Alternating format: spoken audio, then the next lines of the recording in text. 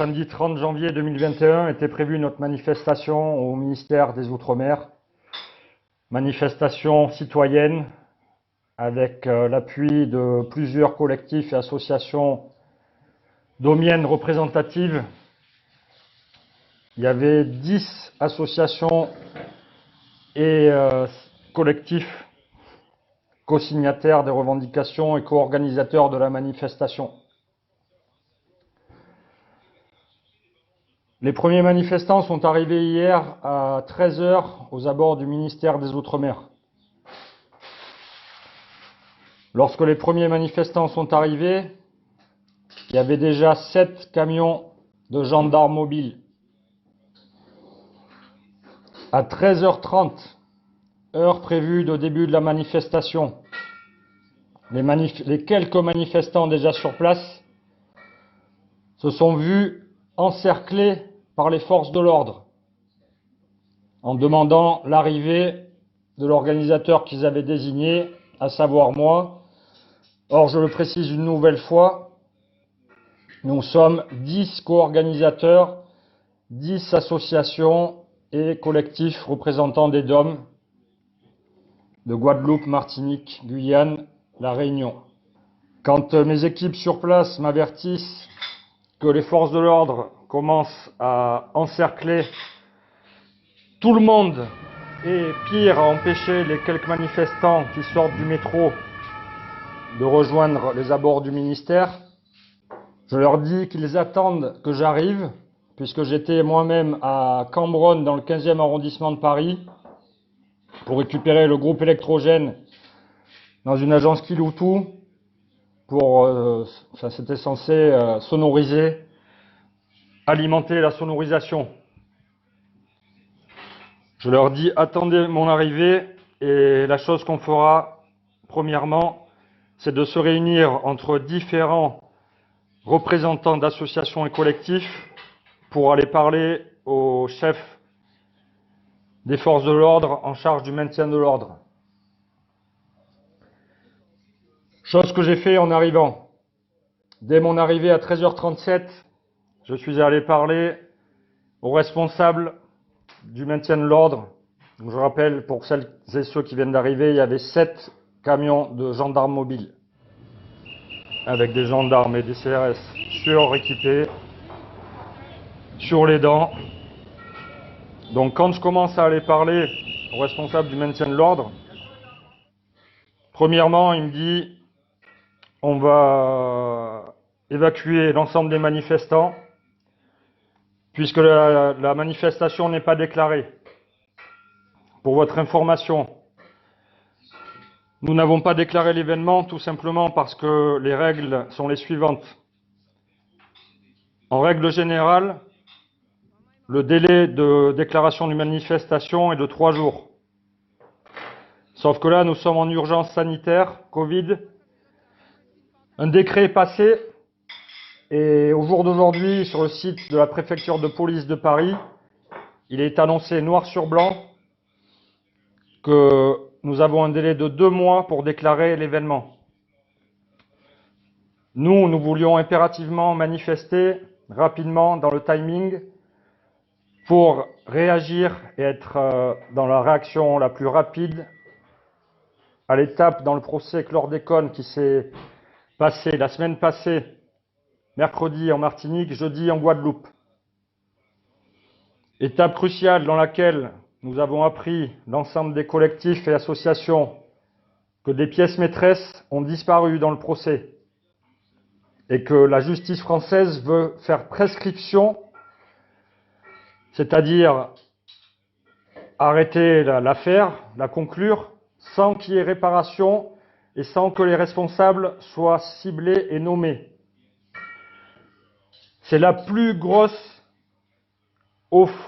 offense, c'est le plus gros manque de respect au peuple entier, sachant encore une fois que les terres domiennes, et plus précisément de Martinique et Guadeloupe, sont contaminées pour les 700 prochaines années. Je rappelle qu'en Martinique et Guadeloupe, il y a le taux de cancer de la prostate le plus élevé au monde. Vous avez bien entendu, le taux de cancer de la prostate le plus élevé au monde. Donc, je reviens au vif du sujet. Je suis en train de parler aux responsables du maintien de l'ordre. Ce monsieur me dit, nous allons évacuer tous les manifestants parce que la manifestation n'est pas déclarée. Je lui explique les tenants et les aboutissants, je lui montre que nous sommes pacifistes, que nous voulons tout simplement manifester et exprimer notre colère et avancer des messages, car nous avons convié des médias et que nous avons besoin de faire passer des messages dans la presse. À partir de ce moment-là, le responsable des maintiens de l'ordre, le brigadier en chef, entame une négociation avec moi. On s'entend sur 30 minutes de manifestation. On m'avait proposé 20 minutes, je lui ai proposé 30, il a validé. Ce monsieur part rendre des comptes à l'état-major, au-dessus de lui, qui est juste en dessous du préfet de police de Paris. Pendant ce temps-là, on commence à faire différentes interviews avec les médias sur place. Et 2 minutes après que ce monsieur soit allé rendre des comptes, il revient en me disant, en revenant sur sa parole qu'il avait prise avec moi, en me disant, on m'a demandé d'évacuer tout le monde et de dégager tout le monde. À partir de ce moment-là, se met en place un cordon de sécurité. Ils évacuent l'ensemble des manifestants vers le métro du Roc. Ils mettent en place un cordon de sécurité autour de moi. Je leur demande qu'est-ce qui se passe et pourquoi c'est moi qu'on met de côté. Alors qu'encore une fois, nous sommes 10 co-organisateurs. Ils me disent mot à mot, c'est comme ça, c'est toi aujourd'hui, ce sera un autre demain. Donc je suis isolé, mis à l'écart avec un périmètre de protection, de sécurité, avec plusieurs hommes suréquipés en mode Tortue Ninja. Et quand les manifestants qui n'avaient pas suivi, qu'on m'avait mis à l'écart, constatent ça, certains militants comme Anicia Berton font marche arrière, reviennent à la charge en courant, se positionnent en face de moi de l'autre côté des barrières, si bien que les forces de l'ordre mettent en place de nouveau un périmètre de sécurité. Et là, Anicia Berton commence à filmer en live. Les tensions commencent à monter. On m'isole. On m'amène dans la petite ruelle qui est le long du ministère des Outre-mer. On me cache entre 2 fourgons de gendarmerie. À aucun moment j'ai manqué de respect aux forces de l'ordre. J'ai joué la carte de l'intelligence. Je n'ai jamais eu un mot plus haut que l'autre. J'ai toujours été dans la coopération la plus totale, le respect le plus total. À chaque fois que je voulais faire le moindre geste, ne serait-ce que prendre une bouteille d'eau dans mon sac à dos ou un sandwich, je les avertissais de chaque fait et geste pour ne pas créer de tension inutile. Encore une fois, je suis quelqu'un qui a 15 années d'événementiel derrière moi, je sais comment ça se passe, le maintien de l'ordre, j'ai géré des agents de sécurité. Et étant quelqu'un de pas très bête, avec une présence d'esprit avérée, j'ai préféré jouer de cette carte-là. Donc, j'étais entre 2 fourgons de gendarmerie. 10 minutes plus tard, un véhicule arrive banalisé, sirène hurlante, avec des fous furieux à l'intérieur. Le monsieur sort, il dit « On a été appelé pour récupérer un mec, là. C'est qui ?» Il était juste à côté de moi. Je lui dis « C'est moi, le mec. » Il me regarde droit dans les yeux, il ne dit rien. Le brigadier en chef, avec qui, au passage, j'ai changé depuis déjà 20 minutes, de manière la plus calme, la plus sereine, et en lui parlant des différents problèmes que nous rencontrons dans la DOM, en les sensibilisant sur les réalités du système actuel et en les sensibilisant sur les raisons pour lesquelles nous manifestons. Le brigadier en chef dit à cette personne-là qui est arrivée, vous pouvez repartir parce que c'est nous-mêmes qui allons l'emmener au poste. Il n'est pas violent. Donc à partir de là, Il m'emmène au poste au SAIP du 7e arrondissement de Paris. Pendant le trajet, je parle avec le brigadier en chef et je lui demande ses impressions, son avis sur la situation. Même lui, le brigadier en chef, me dit « Franchement, je trouve ça louche, je comprends pas. » En l'espace de 15 minutes, l'état-major a changé 3 fois de positionnement. Ils les ont envoyés à 13 heures sur site au ministère des Outre-mer, en sachant que l'événement n'était pas déclaré, et à la base, ils étaient partis pour nous laisser manifester. À 13h30, on leur donne l'ordre d'évacuer. J'arrive à 13h37, je négocie avec le brigadier en chef, on s'entend sur 30 minutes de manifestation. Il rend de nouveau compte à l'état-major, et quand il les avertit qu'il s'est entendu avec moi en négociant sur 30 minutes de manifestation, l'état-major, 2 minutes plus tard, dit « Dégagez-les, on est tout le monde ». Ça veut dire, faut pas être bête, ça veut dire qu'il y a eu intervention au plus haut sommet de l'État, puisque notre mouvement qui a été créé il n'y a pas longtemps ne fait simplement relater des vérités et ça dérange beaucoup de monde. Je rappelle que cette manifestation qui s'est passée samedi, certains médias comme France Télé, la première, disent que c'était un échec puisqu'il y avait selon eux que 30 personnes. Forcément, quand l'événement commence à 13h30 et qu'on ne laisse pas les manifestants pénétrer dans le périmètre de manifestation et qu'on encercle les quelques manifestants qui sont arrivés avant l'heure et qu'on sait tous que les Antillais ne sont pas toujours à l'heure et que bon nombre d'Antillais et d'Aumiens se sont pointés sur le site entre 14h et 15h30 et du coup se sont retrouvés avec un ministère des Outre-mer vide et rempli uniquement de gendarmerie, il y a un problème.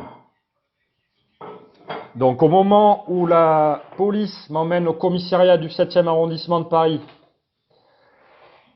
j'avertis le collectif de cela. L'ensemble des manifestants viennent en masse se réunir aux abords du commissariat de police du 7e arrondissement de Paris en soutien.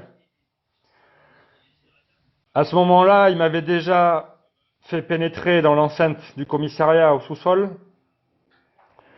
J'avais vu 2 officiers de police judiciaire qui m'ont signifié ma garde à vue. Donc au contraire des faits que certaines personnes ont avancés, à savoir qu'on m'avait arrêté pour un simple contrôle d'identité, c'est absolument faux. On m'a arrêté en me mettant en garde à vue. En garde à vue pour motif que selon eux, j'étais le responsable d'un regroupement de manifestants sur la voie publique, une manifestation non déclarée. On me signifie ma garde à vue, on me saisit tous mes effets personnels, portable compris, qu'on met en consigne dans un sac. Quand j'arrive dans le commissariat, on me dévisage et des regards criminels se posent sur moi. Et ça, j'ai envie de dire, franchement, c'est scandaleux que vous, en tant que policier, vous ne laissez pas paraître la présomption d'innocence. C'est pas parce qu'une personne arrive dans une enceinte d'un commissariat que c'est un criminel, c'est un grand bandit ou quelqu'un de coupable. Les injustices, ça arrive, la preuve.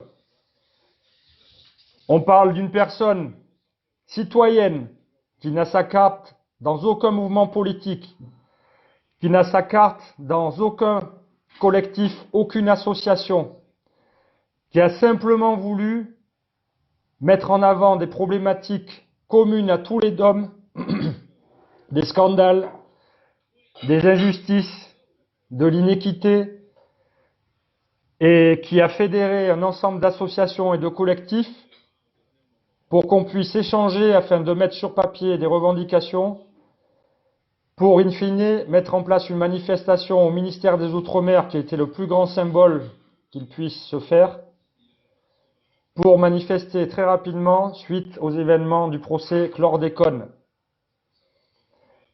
Donc je reviens au vif du sujet.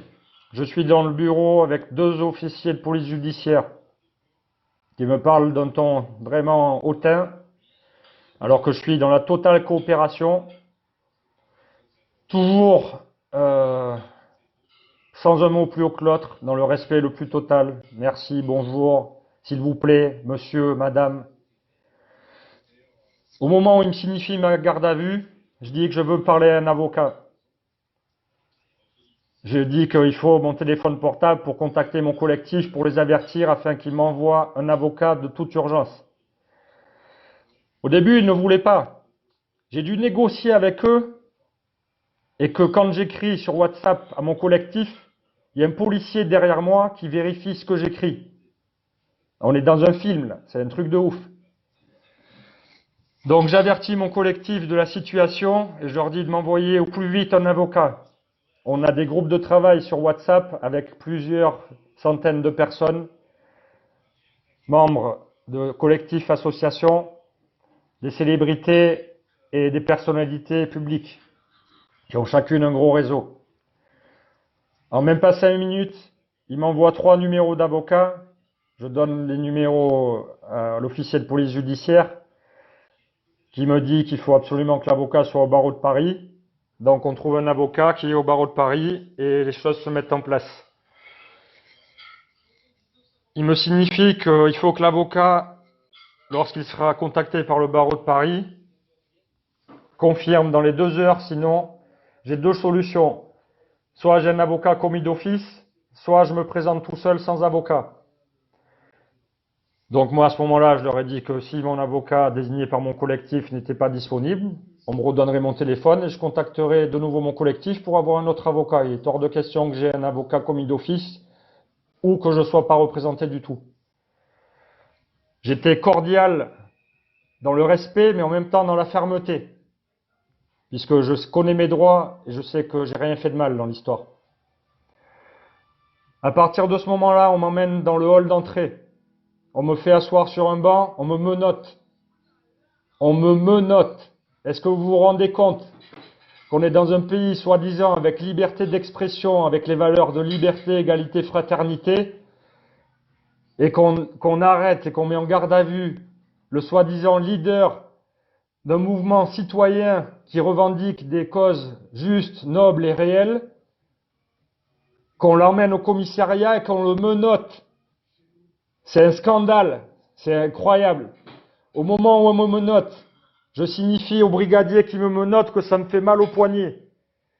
Réponse du brigadier, il regarde mon poignet, il me dit non, c'est pas trop serré. Je dis c'est mon poignet quand même, je peux te dire si ça me fait mal ou pas. Il me dit non, il ne vient même pas régler les menottes pour desserrer. On est dans un irrespect le plus total, c'est un truc de fou. Ensuite, ils me refont une fouille intégrale. Ils me mettent dans une pièce. Ils me font me déshabiller. Ils fouillent l'intégralité de mes vêtements. Ils me mettent en caleçon. Ils enlèvent les lanières de mes chaussures. Ils me font remettre les chaussures ensuite. Et ils me balancent en cellule. En cellule, les gens. Un truc de fou. J'arrive en cellule, dans une cellule de 2,5 mètres carrés avec 3 autres co-détenus. Écoutez bien et partagez, parce que là, vraiment, c'est un scandale. Donc, ils me mettent dans la cellule. Fort heureusement, je tombe sur des co-détenus qui sont très sympathiques. Je fais connaissance avec eux, on discute. Voilà, d'où tu viens, qu'est-ce que tu as fait pour être ici? Donc, il y avait une personne qui avait fait un accident et qui était sous stup. Il y avait une autre personne qui avait été contrôlée à excès de vitesse et qui n'avait pas son permis de conduire. Et ensuite, on en arrive à moi. Quand je leur raconte l'histoire, ils me disent non mais on est dans un film là, c'est pas possible. Les mecs, ils hallucinaient. Ils me disent non mais sérieusement, nous on t'encourage. Les gars, ils me disent franchement, on t'encourage, va au bout mec. Parce que c'est scandaleux ce qui est en train de se passer. Ensuite, on me fait sortir de la cellule. On m'emmène dans un autre bureau dans lequel on me prend les empreintes des 2 mains de chaque doigt. On me met sur un mur blanc on me prend en photo de tous les profils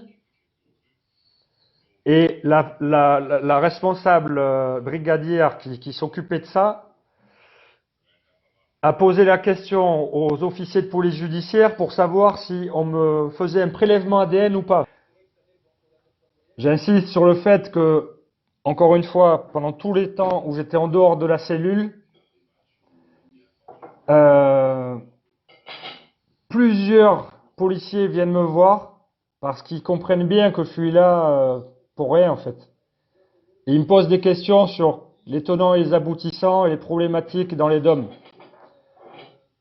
Quand je parle des problématiques dans les DOM de manière très précise à tout le monde, toutes les personnes me disent « c'est incroyable ce qui se passe chez vous, c'est hallucinant ». Bref, on me renvoie en cellule. J'y reste jusqu'à 18h45. Donc, je répète, je suis arrivé à 14h au poste avec les 2 étapes de fouille intégrale ainsi que prise d'empreintes photo. Puis, je suis comme un délinquant le plus extrême dans une cellule de 2,5 mètres carrés avec 3 autres co-détenus. Je sors de la cellule à 18h45 pour enfin commencer mon procès verbal avec l'officier de police judiciaire. À ce moment-là, j'arrive dans le bureau et la dame me dit « Nous n'avons pas eu de nouvelles de votre avocat, mais on va commencer l'audience tout de suite. » Heureusement, j'ai une bonne étoile et dans les 2 minutes qui ont suivi, coup de téléphone et maître Terkem appelle en leur disant qu'il est en route et que la policière peut commencer pas l'interview, mais l'échange, le procès verbal. Il faut savoir que maître Terkem a été envoyé très rapidement par Christian le Gilet jaune qui est basé en Martinique et qui a eu un procès en cour d'appel. C'est un militant qui est basé en Martinique, qui est passé en cour d'appel au tribunal la semaine dernière et c'est maître Terkem qui le représentait et qui l'a fait sortir. Je remercie l'ensemble des militants, l'ensemble des collectifs et des associations pour leur élan de solidarité et de soutien indéfectible, qui ont fait un piquet de soutien devant le commissariat du 7e arrondissement de Paris qui a fait halluciner les policiers. Quand j'étais dans le hall du commissariat menotté, certains des manifestants ont fait une tentative de pénétration dans le commissariat. À ce moment-là, j'ai pu voir le visage d'Anicia Berton et d'autres personnes, et je peux vous garantir que grâce à ça, ça m'a donné la force, le courage et la pugnacité et la détermination pour garder mon calme et prendre mon mal en patience, puisque je savais pertinemment que mes manifestants et mon collectif étaient tous là-haut. Ils ont essayé à plusieurs reprises de les faire dégager, encore une fois, devant le commissariat du 7e, en leur disant de ne pas rester devant, en leur disant d'aller dans le parc à côté des Invalides, mais ils sont toujours restés. Ils ont appelé des renforts, je les voyais sortir du commissariat avec boucliers, casques, matraques, etc.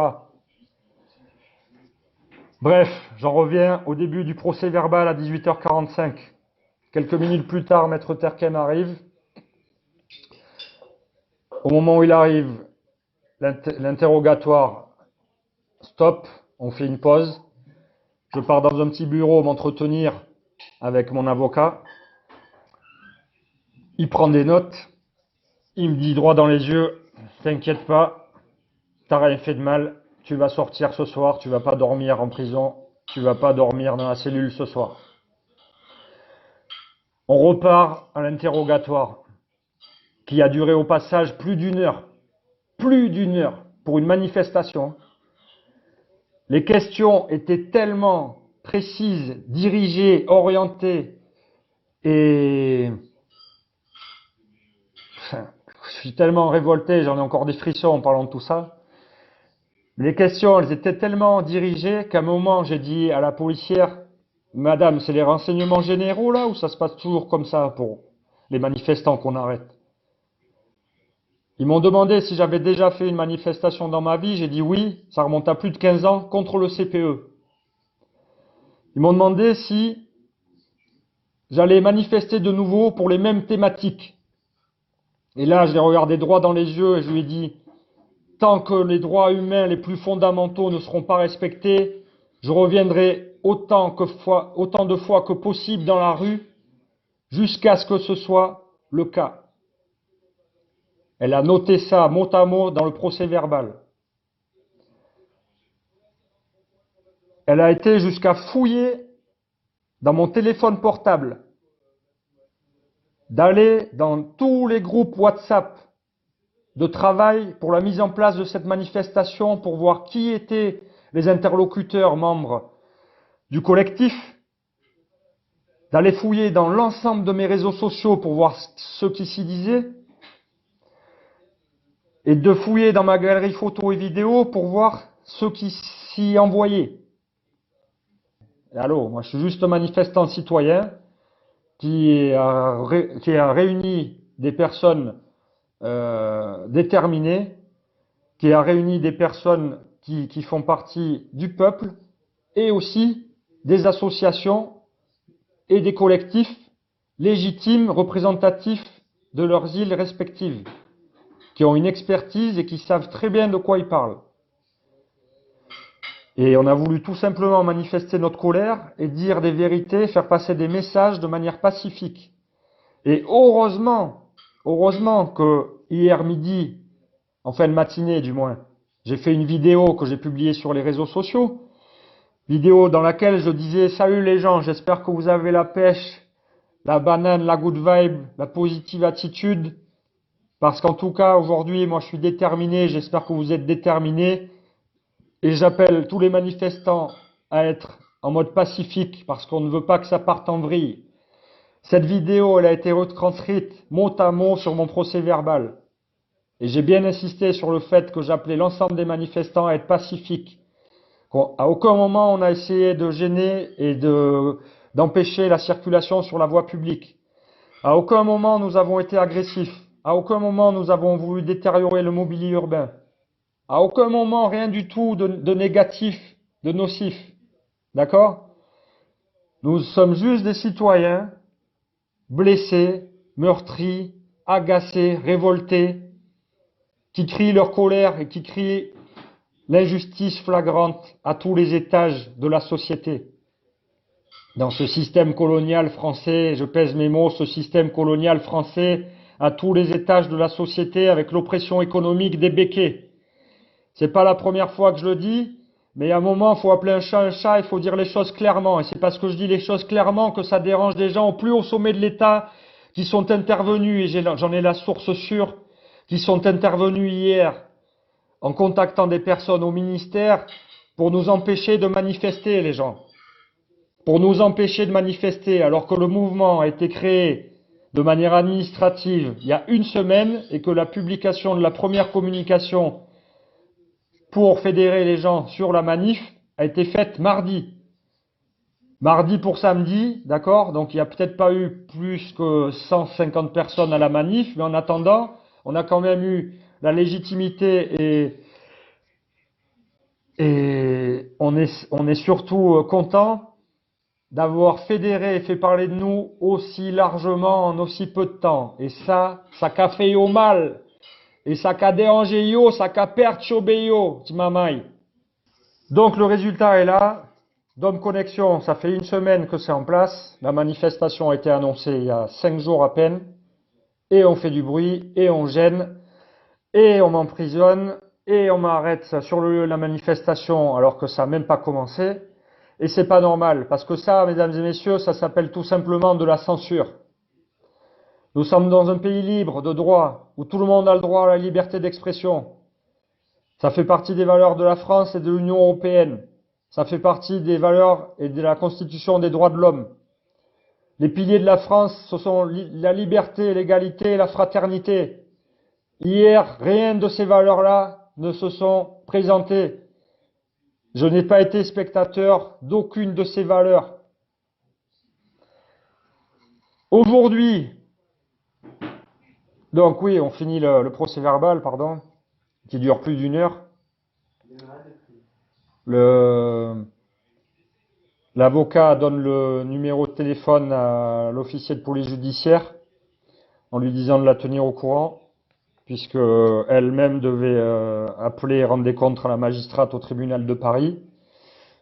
Et l'avocat lui dit, j'espère que vous prendrez bien en compte le côté respectueux, sensé, fondé et pacifique de DJ Wheeler, alias William Garcia, qui a été retenu comme meneur et leader d'une organisation, alors qu'il y a 10 co-organisateurs d'associations et syndicats et collectifs.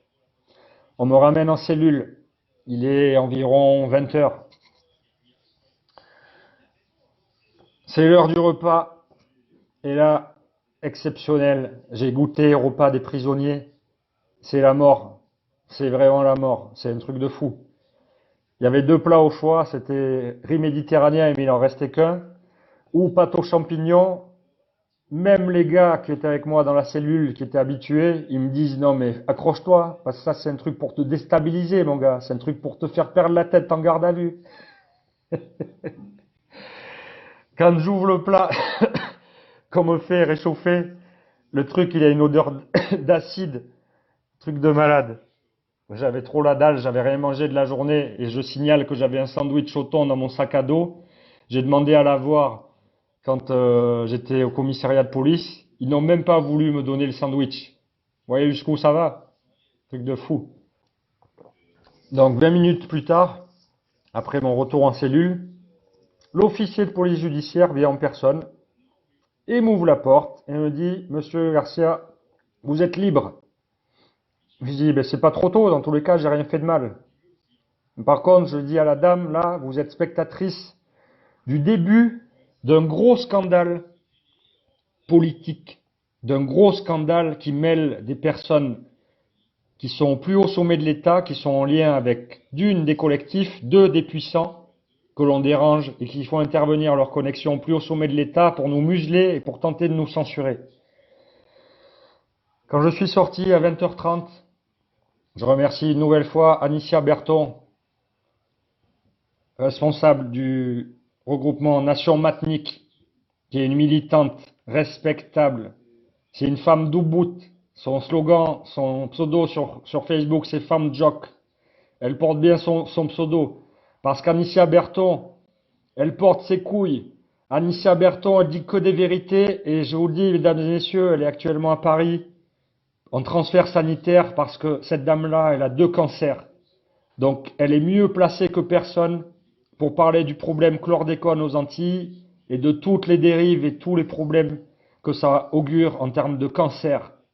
Anicia Berton a 2 cancers. Demain, elle a une greffe demain justement dans un hôpital. Et malgré ça, elle est venue me soutenir et elle est restée sur le piquet de manifestation toute l'après-midi jusqu'à 20h30, ma sortie du commissariat de police avec 4 autres personnes militants. J'insiste bien sur quelque chose. Jamais de ma vie j'ai eu affaire à la police. J'ai un casier judiciaire vierge. J'ai jamais fait une garde à vue de ma vie. J'ai jamais fait de grosses manifestations à part il y a 15 ans pour le CPE. Enfin, contre le CPE. Et hier, c'était ma première grosse manifestation en tant que militant, collectif, fédérateur de différentes associations pour une cause noble, une cause juste. Et ça m'a valu une arrestation, une garde à vue. C'est inadmissible. On est dans un pays libre ou pas? On peut parler et dire tout ce qu'on veut ou pas? Peu importe que ça dérange des puissants, les politiques sont censés être au service de la population, des citoyens. Les politiques ne sont pas censés œuvrer en se laissant dicter la manière dont ils agissent en étant financés par des puissants. Et dans les jours à venir, des scandales vont exploser. Ce sont des bombes à retardement. Plusieurs médias indépendants et collectifs, associations militantes de la première heure, qui sont déterminés tout comme moi, ont des dossiers entre les mains confidentiels, ont des dossiers de choses qui sont mais incroyables, qui m'ont scandalisé à la lecture des documents. On est dans un système où malheureusement, nous avons des collectifs qui se disent représentatifs des Outre-mer et des DOM, qui en fin de compte ne travaillent uniquement au service des puissants, qui ont des lobbies à leur côté et qui ont des politiques à leur côté. Tout est lié. Si les DOM en sont au niveau où elles en sont aujourd'hui, si les départements d'outre-mer en sont au niveau où ils sont aujourd'hui, c'est parce qu'il y a corruption à tous les étages. Et à un moment, il faut que la population se réveille, ouvre les yeux, ait conscience des problèmes qui se passent dans les DOM, et prenne ses couilles, et s'engage et milite pour le respect de leurs droits les plus fondamentaux, le respect de leurs droits humains les plus fondamentaux, et tout simplement demander et exiger qu'il y ait de la justice, de l'équité et du respect pour tous, peu importe la couleur, peu importe le niveau social, peu importe la caste de la société de laquelle nous venons. Alors, peuple là, ouvez-y azot, peuple là, levez, ensemble, c'est y'en a l'autre, et comprendre que c'est l'union qui fait la force. Restez debout. Et pour les autres, vine debout, et joignez-nous à dans ce mouvement-là. Parce qu'aujourd'hui, je reçois des menaces, j'ai des pressions, et c'est que le début. Et j'assume totalement ce que je fais. Je le fais pas que pour moi, je le fais surtout pour les générations futures. Je le fais pour mon enfant qui est métis. Et je veux pas qu'il vive dans le monde pourri que ces gens-là ont mis au point, qui date des siècles et des siècles. 1848, abolition de l'esclavage. Les années 60, la départementalisation. Nous sommes en 2021. Je vais terminer sur cette question. Qu'est-ce qui a changé en 60 ans depuis la départementalisation, mesdames et messieurs? Vous êtes maître Terkem. Maître Terkem, d'accord.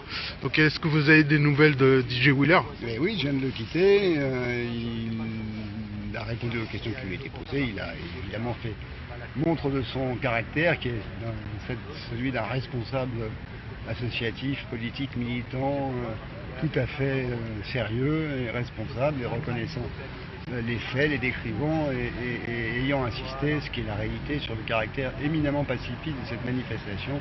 D'accord. Et le fait qu'elle aurait été évidemment déclarée si elle s'était tenue dans un contexte différent de celui de l'état d'urgence sanitaire. J'ai bon espoir, enfin je veux croire que les autorités politiques auront la sagesse de ne pas donner à cette affaire une dimension provocatrice, et donc M. Garcia sortira dans les prochains instants. D'accord. D'accord. Ok. Bah, on vous remercie beaucoup. Je vous en prie. Merci, Merci, bonne soirée. Au revoir. Bonne soirée à vous. Bonne soirée à vous. Donc, Alors, on a une bonne nouvelle, mais nous on va rester là. On est 5. On est 5, on va rester là. Il y a Malou, il y a Wakanda, il y a Cédric, il y a DJ aussi avec nous. Et on va rester là, on est coffré dans une voiture, parce qu'il fait super froid et il pleut en plus. Donc on est coffré dans une voiture et en fait on attend qu'il sorte. Tant qu'il sortira pas, on va rester là. Voilà, donc nous là, mon mari pas inquiété qu'aux autres. Vous avez entendu l'avocat, il nous a dit que normalement c'est déjà bon, il va sortir, donc on l'attend. Ben voilà les gens, je suis sorti, puisque tout combat juste dans la vie ne peut pas être réprimandé. Yes. Donc on m'a uniquement fait un rappel à la loi, parce que dans tant d'avancement de faits d'un homme qui a fédéré des personnes, de syndicats, d'associations pour faire valoir les droits humains les plus fondamentaux, et qu'on dise de la vérité, rien que la vérité, que ça dérange au plus haut sommet de l'État, et demain je vais faire péter des vidéos, il va y avoir des scandales qui vont fuser. Et sachez bien, qui que vous soyez, vous regardez la vidéo, plus vous me mettez des bâtons dans les roues, plus vous renforcez ma détermination, et je suis pas le seul. Je suis pas le seul, et il y a des gens là qui m'ont attendu. Il y a des gens qui m'ont attendu jusqu'à ce que je sorte, ok? Et cet après-midi, il y a plusieurs prisonniers à qui je me suis retrouvé dans des cellules, on était dans 2,50 m² à 4. Les mecs qui se sont fait accompagner, ils ont halluciné de voir qu'il y avait autant d'Antillais et de Domiens devant le SAIP du 7e arrondissement aux Invalides qui étaient là en soutien. Donc je remercie toutes les personnes qui se sont mobilisées pour montrer la détermination. Et encore une fois, ce que je dis à chaque fois, l'union fait la force, ça porte ses fruits. Je suis dehors. Boudoum! Yes, I. Yes, I, boudoum.